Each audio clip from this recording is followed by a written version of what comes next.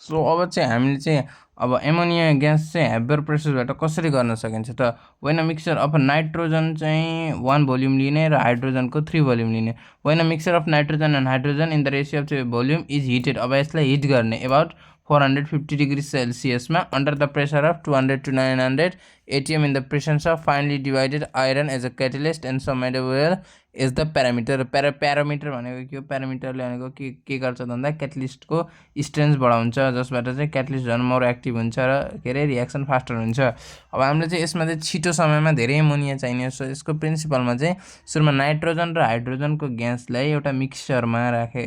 1:3 mixture दुईटाको मिक्सरलाई चाहिँ 400 to यति युमा गरेर चाहिँ हामीले के निकाल्न सकिन्छ एमोनिया निकाल्न सकिन्छ जसबाट 22,000 क्यालोरी पनि इनर्जी पनि फर्म हुन्छ किनकि यो एक्जोथर्मिक रियाक्सन हो।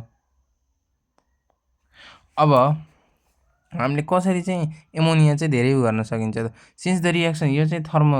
के अरे यो एक्जोथर्मिक हो अनि रिभर्सिबल रियाक्सन हो अनि कसरी हुन्छ त by decrease in volume it's favour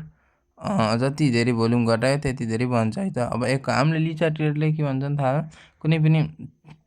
कुरा अब इक्विलिब्रियम कन्डिसनमा बसेको हुन्छ यदि तिमीले त्यसमा हामीले छेडछाड गऱ्यौँ भने त्यो इक्विलिब्रियम फेरि रिस्टेबल गर्नको लागि चाहिँ फेरि त्यसले आफ्नो स्टेट चेन्ज गर्ने अथवा केही गर्छ जस्तो लो टेम्परेचर अब लो टेम्परेचरलाई चाहिँ के हुन्छ त भन्दाखेरि यसले चाहिँ हिट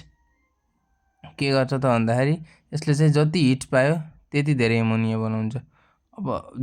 हाम्रो टेम्परेचर बढाइदियौँ भने के हुन्छ त भन्दाखेरि त्यसको पहिला भएको इक्विलिब्रियम कन्स्ट्यान्ट जुन चाहिँ इक्विलिब्रियम स्टेबलमा बसेको हुन्छ हिट बढाएपछि त्यसको हुन्छ हिट बढाएपछि के हुन्छ त फास्ट फेरि के हुन्छ त भन्दाखेरि रियाक्टेन्ट अथवा रियाक्टेन्टबाट फेरि फरवर्ड डिरेक्सनतिर के अरे राइज हुन्छ जसबाट चाहिँ एमोनिया धेरै बन्छ। सो त्यसको लागि चाहिँ अब टेम्परेचर धेरै टु लो गरायो भने रियाक्सन स्लो हुन्छ त्यही भएर ठिक्क चाहिँ अप्टिमम टेम्परेचर कति हो त भन्दा 450 डिग्री सेल्सियस युज गऱ्यो भने ठिक्क हुन्छ है त धेरै चाहिँ घटाउनु भएन टेम्परेचर। अब छ हाई प्रेसर अब the formation of ammonia occurs by decreasing volume जति भोल्युम घटाइयो रियाक्टेन्ट्सको अथवा नम्बर अफ मोल्स त्यति धेरै एमोनिया बन्छ सो जति धेरै हाई प्रेसर बढाउँदा बित्तिकै भोल्युम घट्छ जति धेरै भोल्युम प्रेसर बढाइयो त्यति धेरै फरवर्ड रियाक्सन हुन्छ भोल्युम घट्छ भोल्युम घटेपछि के हुन्छ त भन्दाखेरि भोल्युम घटेपछि फेरि उही धेरै बन्नको लागि उही जति थियो अगाडि त्यति बन्नको लागि फेरि इक्विलिब्रियम सिफ्ट हुन्छ र फरवर्ड डिरेक्सनतिर जान्छ र प्रेसर चाहिँ कति चाहिन्छ त भन्दाखेरि 200 देखि 90 यतिको चाहिँ ठिक्क हुन्छ प्रेसर। अब युज अफ क्याटलिस्ट अब हामीले छिटो गर्न रियाक्सन स्लो हुन्छ फास्ट र धेरै चाहियो भने चाहिँ क्याटलिस्टको युज गर्न सकिन्छ रेट अफ रियाक्सन यो क्याटलिस्ट जुन छ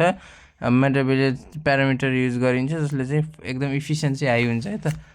अनि हाई कन्सन्ट्रेसन अब जति त्यो यो नाइट्रोजन र हाइड्रोजन जति धेरै हाल्यो त्यति धेरै हुन्छ अब यता धेरै हुन्छ उता थोरै हुन्छ प्रडक्ट साइडमा रियाक्टेन्ट साइडमा धेरै हाई कन्सन्ट्रेसन धेरै हालियो भने त उता कम भयो फेरि उता जानु पर्यो फेरि उता जाँदाखेरि फेरि के हुन्छ भन्दाखेरि उतै प्रडक्ट साइडतिर जाँदाखेरि धेरै एमोनिया फर्मेसन हुने भयो। त्यसपछि चाहिँ हाम्रो प्युरिटी अफ N2NH2 अब त्यो गर्ने एमोनिया प्रिपेयर गर्नको लागि चाहिँ N2 र H2 लाई चाहिँ मिक्सरलाई चाहिँ एकदम सफासुग्घर हुनुपर्छ किनभने यदि सफासुग्घर अथवा त्यसमा केही इम्प्युरिटिज भयो भने त्यसमा हामीले युज गरेको त्यो क्याटलिस्ट चाहिँ के हुन्छ पोइजन अथवा इफेक्टेड हुन्छ जसबाट चाहिँ क्याटलिस्टको काम गर्ने क्षमता कम हुन्छ र धेरै एमोनिया प्रोडक्सनमा इफेक्ट गर्छ। अब फ्लोशीट डायग्राम अफ कसरी हुन्छ अब हाइड्रोजन र नाइट्रोजनको मिक्सर लिने अब त्यसलाई प्युरिफायर सिफ्टमा पठाउने प्युरिफायरमा के हुन्छ सोडियम हाइड्रोक्साइड अथवा क्याल्सियम अक्साइड अब यिनले चाहिँ के गर्छ त यसमा बनेको CO2 लाई एब्जर्भ गरिदिन्छ अब एब्जर्भ गरिदिन्छ हाइड्रोजन अब सुरुमा हाइड्रोजन केबाट बन्छ इलेक्ट्रोलाइसिस अफ वाटरबाट हाइड्रोजन बन्छ र नाइट्रोजन केबाट बन्छ frictionless distillation of liquid air atmospheric air अथवा त्यो गर्न पाइयो। अनि नाइट्रोजन र हाइड्रोजनलाई मिसाउने 1:3 भोल्युममा मिसाउने अनि त्यसलाई प्युरिफाई कसरी गर्ने त भन्दाखेरि के को प्रेसेन्समा NaOH र COA को प्रेसेन्समा प्युरिफाई गर्ने फेरि त्यसलाई कम्प्रेस्ड गर्न पठाउने कम्प्रेस टु कति 200 to 900 ATM प्रेसरमा कम्प्रेस गर्ने अथवा जुन ग्यासेस मिक्सर छ कम्प्रेस भएर आएको मिक्सर त्यसलाई फेरि एनालाइटिकल च्याम्बरमा पठाउने एनालाइटिकल च्याम्बरमा के हुन्छ भन्दाखेरि एनालाइटिकल च्याम्बरमा पठाउँदै in the presence of Fe भनेको आइरन त्यो के अरे फाइनली डिभाइडेड आइरन र लिटिल मोडियम भनेको यो क्याटलिस्ट र प्यारामिटरको मद्दतबाट र त्यो च्याम्बरलाई चाहिँ अप टु 450 डिग्री तक हिट गर्ने। यति हिट गरेपछि के हुन्छ 15 देखि 20% को एमोनिया मात्र फर्म हुन्छ। अरू इम्प्योरिटिज हुन्छ, अनरिएक्टेड हुन्छ। अनरिएक्टेड गएको फेरि यो जुन अनरिएक्टेड छ कन्डेन्सेसन अथवा रिफ्रेक्टेन्स भनिन्छ। यसको पास हुँदै चाहिँ के हुन्छ भन्दाखेरि फेरि पहिलाकै ठाउँमा जान्छ। भनेको यदि कन्डेन्सेसनमा पुग्छ। अब यसमा चाहिँ 10/15 उमा 10/15% एमोनिया बन्छ।